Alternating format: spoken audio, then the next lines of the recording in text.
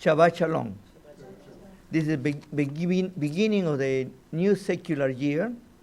We're in 2020, and as my dear friend Baruch mentioned to me, is a leap year. Then I don't know how many have been born in February 29, but I hope that you can celebrate your birthday too.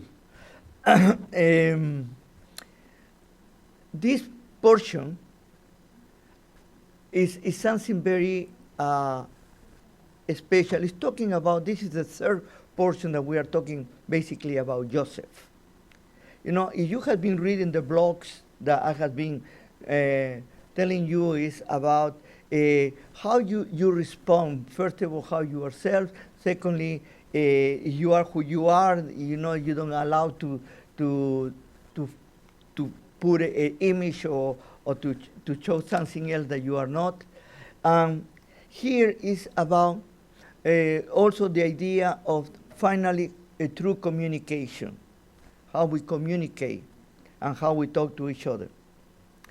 To get to arrive to this point, one thing that's happening in these narratives that Joseph is being the main character right now. It's about how tragedies can go through your life, but at the same time, how these difficulties, these difficult times are going to form your character. And then later on, many of those situations are going to be a blessing in your life. Even that in the moment you cannot see. A tragedy can take you to something greater. And this is difficult to see it. I can tell you about my own family. You know, many, many years ago, my oldest brother, 24 years old, he was killed in a car accident. 24 years old. A brilliant young architect. And he was the hope of the whole family. We look at him as something special. And he was killed. You know, that brought all my family down. And that was what, at the end, brought all my family back to the Creator. At that time, believe me or not, I was an atheist, a proud atheist. And because of this tragedy, everything started coming in place in my own life. I had gone through a great journey, a long journey, searching and looking for a met, for the truth. And I am in my path, going there. And through these years, I have been able to find many wonderful things. And I have had many difficult, very difficult times. But at those difficult times have helping me to find better roads, better ways.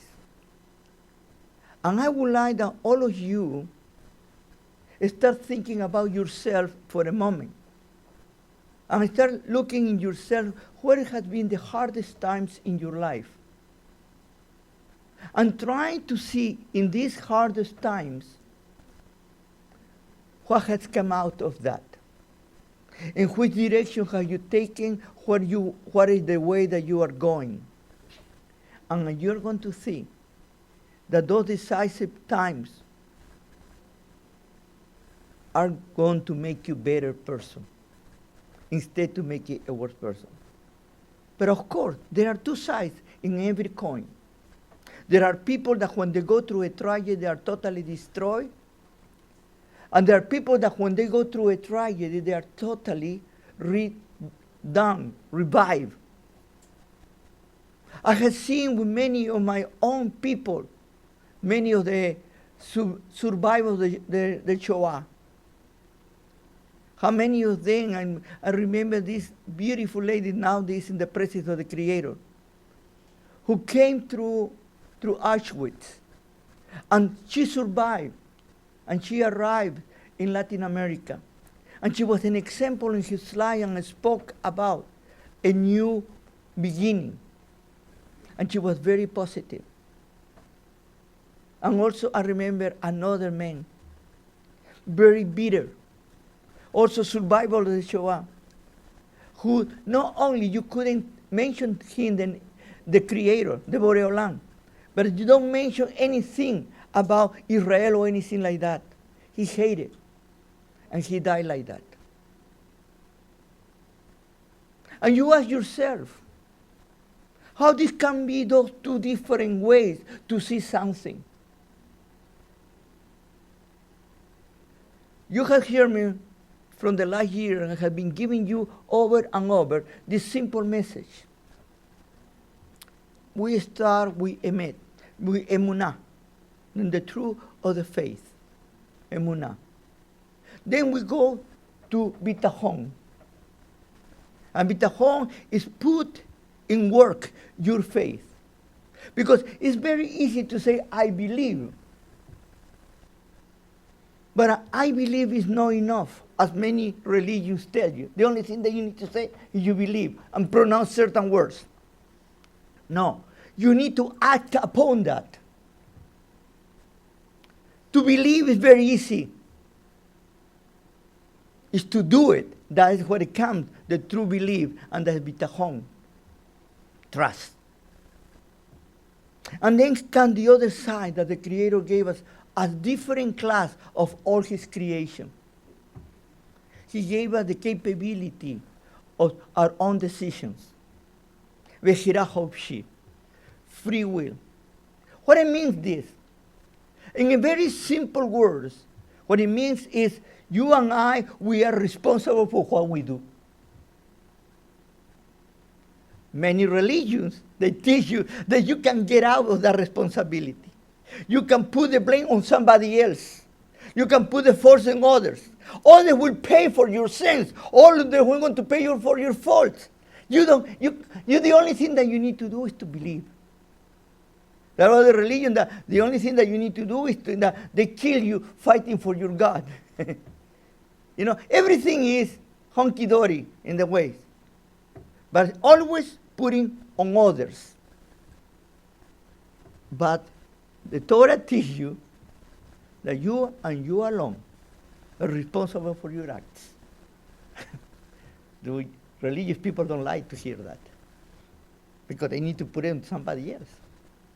And finally comes the way that the Creator measured all of us. You and I were measured by that. That beautiful word called kavanah. What it means, your intentions, my intentions.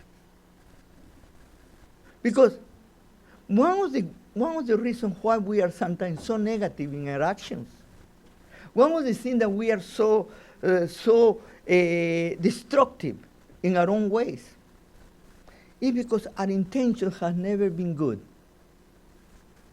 We are looking on others, we are envying others, we are suffering for others, but never we are looking at ourselves.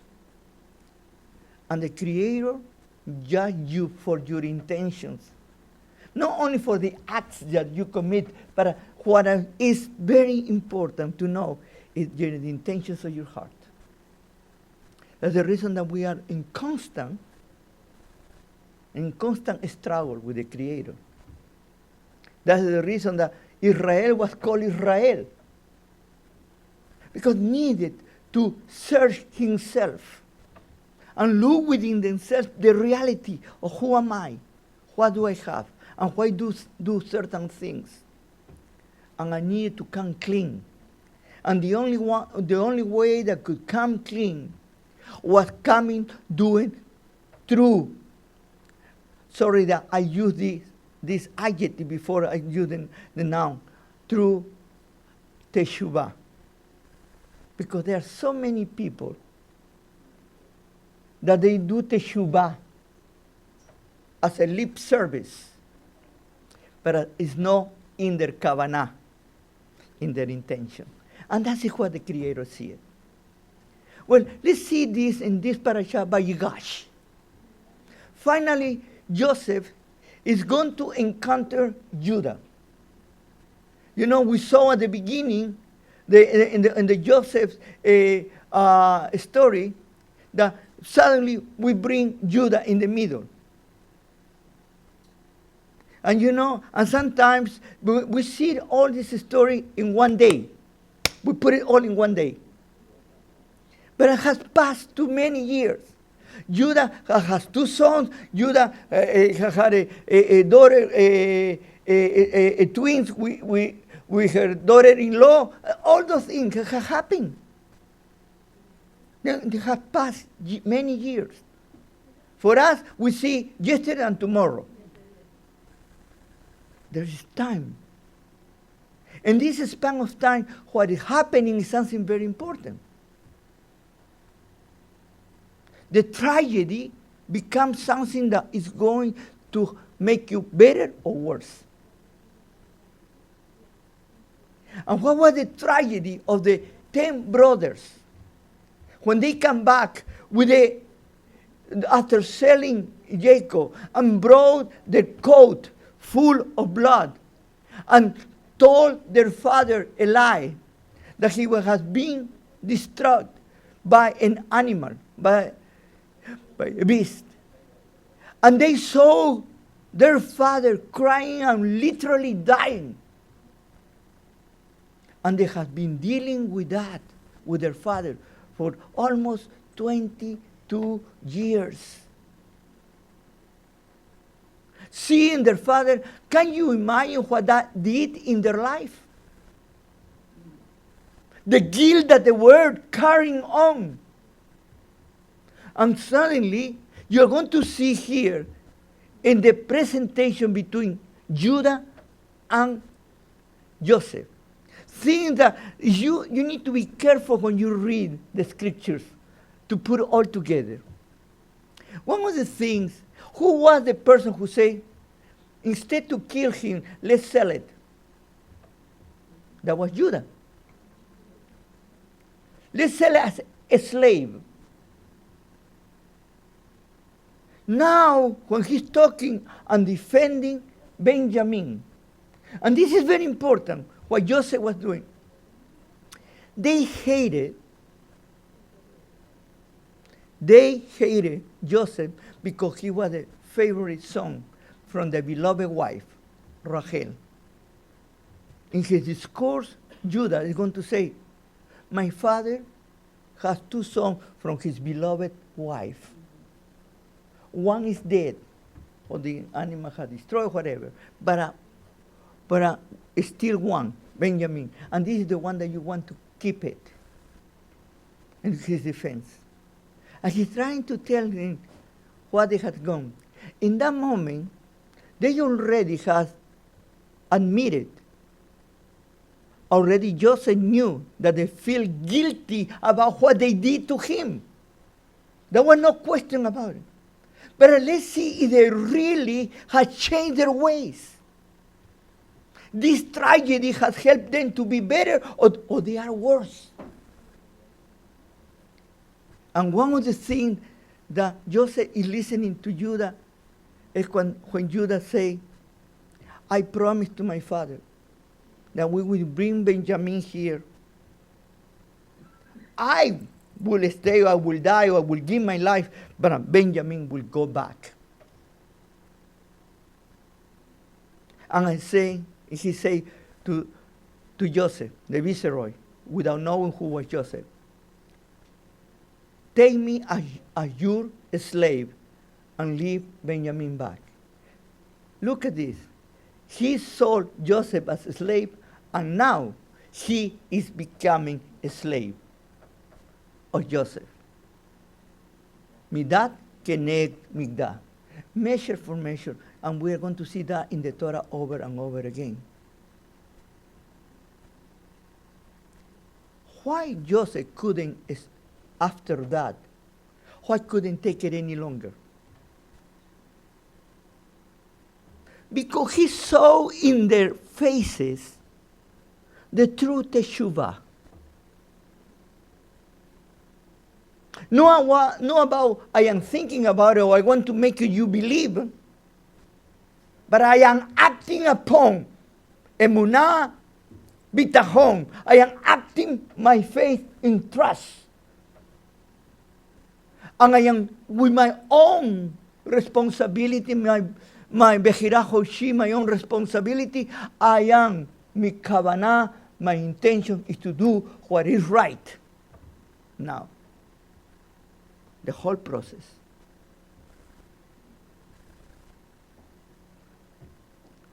We are a small community. And sometimes we ask ourselves, what are we doing here? Are we doing something?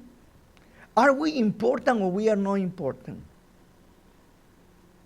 My question sometimes, because that goes directly to me, my question, I want to be important to men, or I want to be faithful to the Creator, to the Borei Olam. I want to be recognized by men, or I want to have a relationship with the Creator. And it's a question that all of us, we need to struggle. Like I said to you, I personally have gone through very difficult times since I came to this way, following the Creator. We read now every Shabbat before we take the Torah, and we do the procession of the Torah. We read the Besorah. The good news is we read the 10 Commandments. The Asereja he brought, the 10 Commandments. And why do we read it, the 10 Commandments? Because it's the basis of our faith, it's the basis of the Torah, it's the basic constitution of the Torah, of the revelation of the Creator. You know, the Creator, he was not trying to put ourselves thousands and thousands of rules and regulations as the religion is trying to make us believe. But what he was trying to make us ask is to be honest with ourselves and with our neighbors. To do what is right in the occasion that needs to be right done. I have been fighting the last years against the religious institutions, about the religiosity, about holier than thou. Why? Because I have seen that with the times, you can become part of the problem instead to be part of the solution. Many times, we follow a religion because we think that they are telling us the truth. And then we see that that religion has certain faults or certain things that they are not right. And then we get disgusted with those religions. And we look for another religion. And we are jumping from one religion to another religion to another religion. What do we see in Joseph?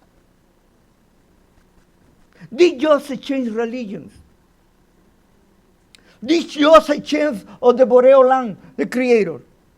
Did Joseph choose another God because his God was not being nice to him? I don't believe in God because how this God exists, what he will allow to do these things. Totally the contrary. What Joseph did was faithful to the God of Abraham, Isaac, and Jacob. To the end. He never stopped believing on him and trusting him, even in the worst circumstances.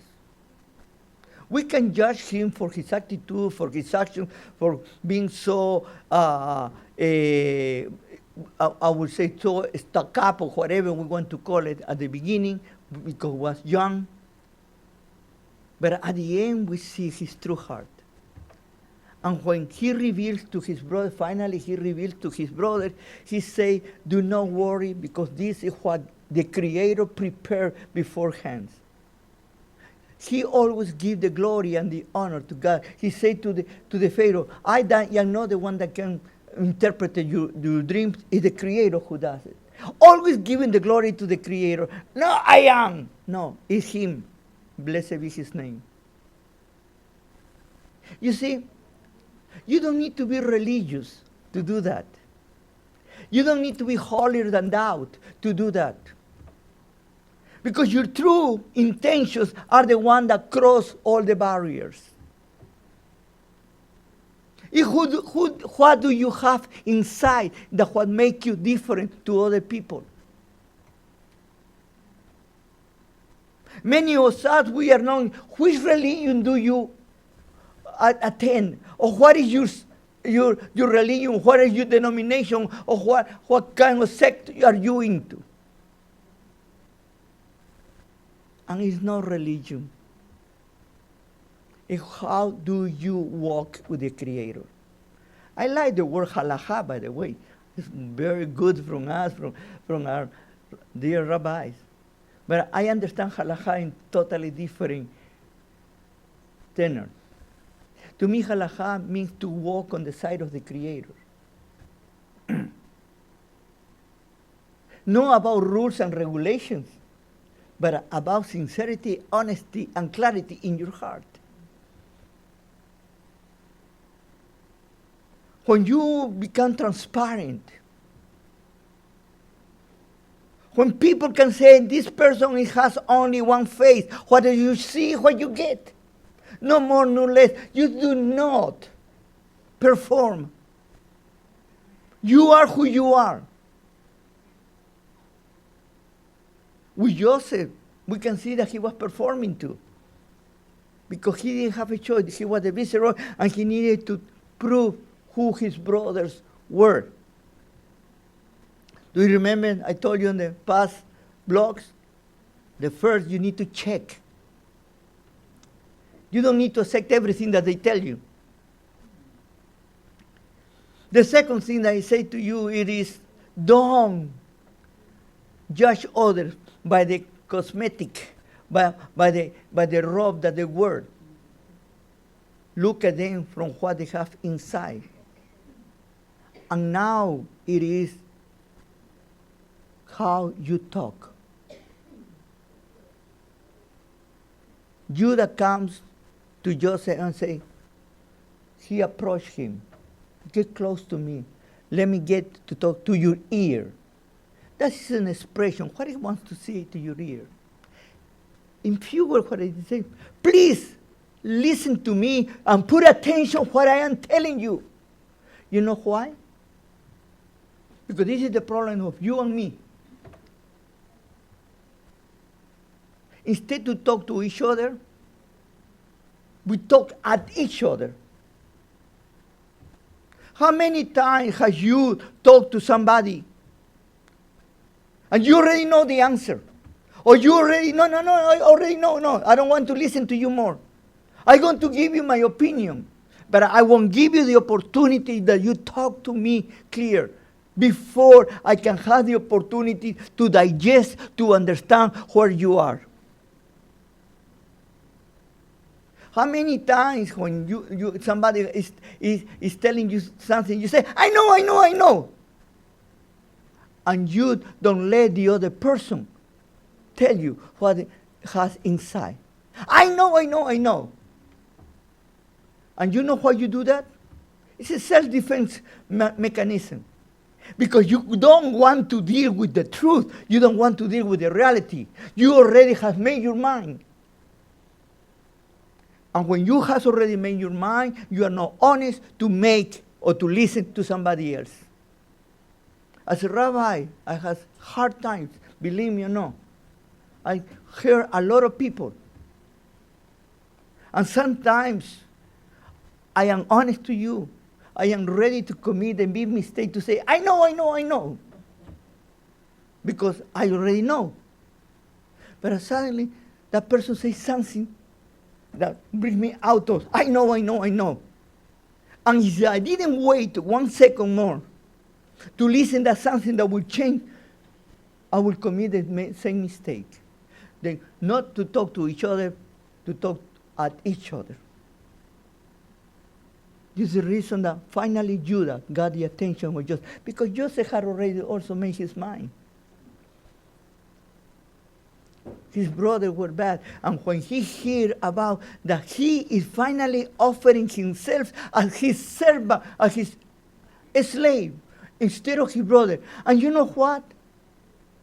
For the first time, Joseph could see that his brother really, really had repented what they did to the other brother, because they were taking care of Benjamin as something very special, because they knew that if something happened to Benjamin, Jacob will die. And they loved their father. Let me ask you this question at the beginning of this secular year. You know, everybody made resolutions. Everybody say, this year I'm going to do this, and the resolution maximum lasts for a month. After a month, forget about it. You know, but they made the resolutions.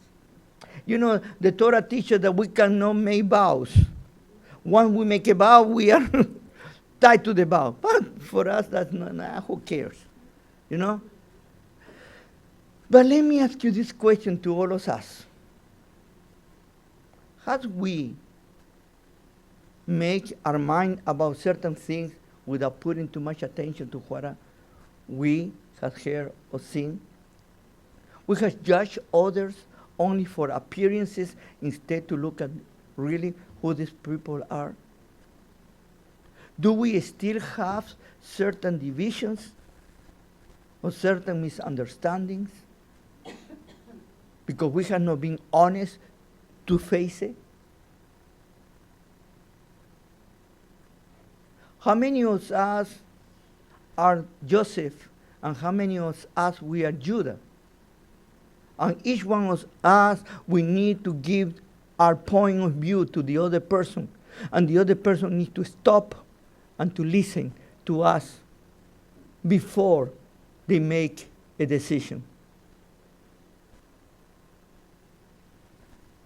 What we can learn from all this story? Many times I have told you that there is no perfection in us, and the Creator made us in this way, specifically in this way. Why? Because we need to constantly come back, to redo, to keep coming back. And I told you that a tragedy can strengthen you and making you stronger. But also a tragedy can destroy you. Where do you put your faith? And whom do you trust? That's what makes the difference. It's not about which religion do you have. It's about who is your God and whom do you trust. Religions are pure man-made invention. All the religions are ways of men to respond to supposedly to a supreme or many, many other gods. But a true relationship is only between you and the Creator. And you are the one that has the possibilities to come. Let me read to you. I found this a beautiful psalm in Psalm 145. Verse 18 is in the Kaf. You know, it is divided all by the letters of the alphabet. And this is the Kaf. And he say, Karov, start the word with Karov. It means, yeah, the Lord is close to all who call upon him. The Lord God is close to those who call upon him. And the second line, that because it's like a parallels in the way the points in Hebrew are. He did say, look at what he say. Now he's going to clarify what it means. Call upon him. The second line clarifies the first one. And it's so interesting. And he say, all who call on him from his be'emet, from his truth. You can translate it from his sincerity, from his honesty, from his way of doing things right. You know, do you understand that? God is close to all of us. We call on him. You know, somebody told me, it's not that you need to go to God, it's God who comes to you. You know? I always say there is a relationship. There is no one way or the other. Because when there is a relationship, when you have a relationship with someone, you want to see that person wants to see you. It's normal. If you have a relationship only one way, there's no relationship. It's a dependency on needy. And God doesn't make us dependent or needy, because he gives us independence and he gives us the capability to do ourselves. When you need an advice from somebody, you go to somebody who you don't trust, or you go to somebody who you trust.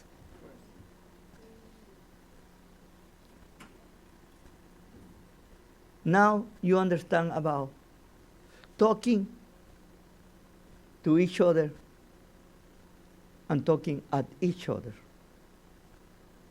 Are you listening?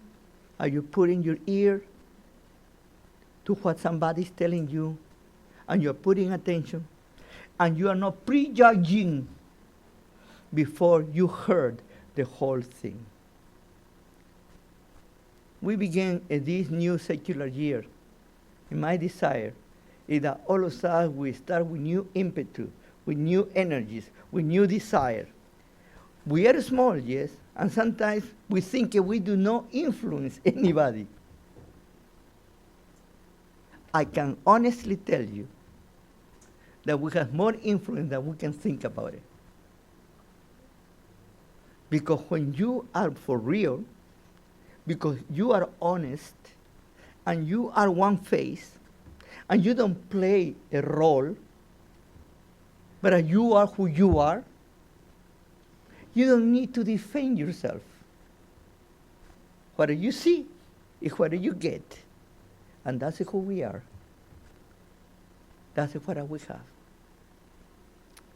Joseph is teaching me that doesn't matter in which circumstances I am, I can confidently trust in the Creator, that he is always with me and I am with him. Shabbat Shalom.